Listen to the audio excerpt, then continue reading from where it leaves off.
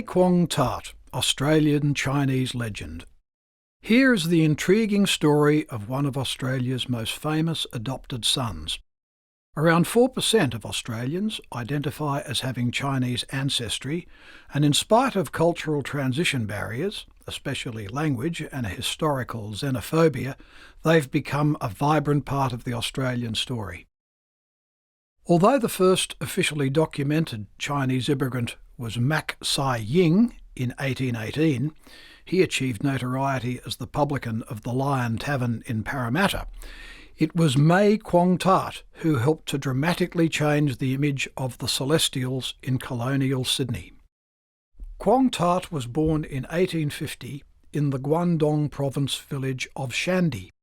He travelled to Australia with his uncle, accompanying Chinese labourers bound for the southern New South Wales New Gold Mountain. He stayed with a kindly Scottish mine and store owner, Thomas Forsyth, from whom he learnt his love of all things Scottish.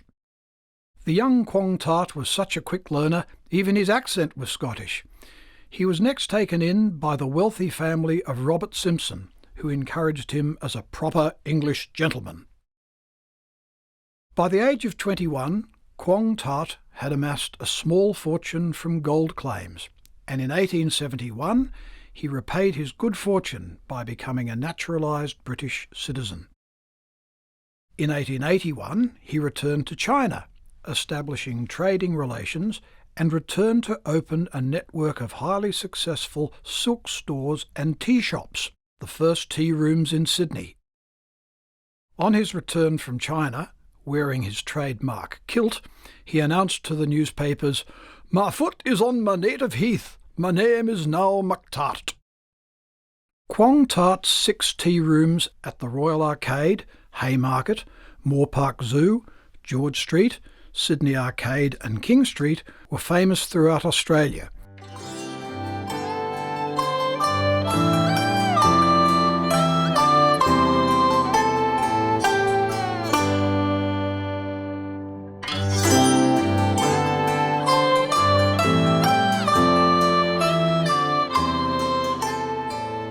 But it was his elite hall in the Queen Victoria building where his most successful enterprise flourished.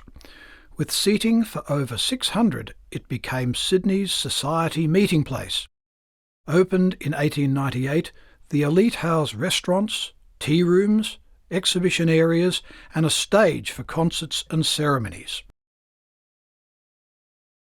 Quong Tart was a much-admired Sydney identity, highly respected for his business acumen and philanthropy, and loved for his kindness and eccentricity.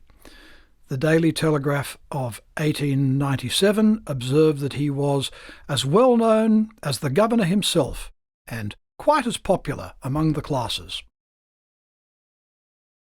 Quong Tart died of pleurisy at his Ashfield mansion, Gallop House, in July 1903, aged 53 years. His funeral saw thousands of Sydney-siders line the streets to pay their respects to this remarkable man. 200 men escorted his coffin from his home to the mortuary railway station.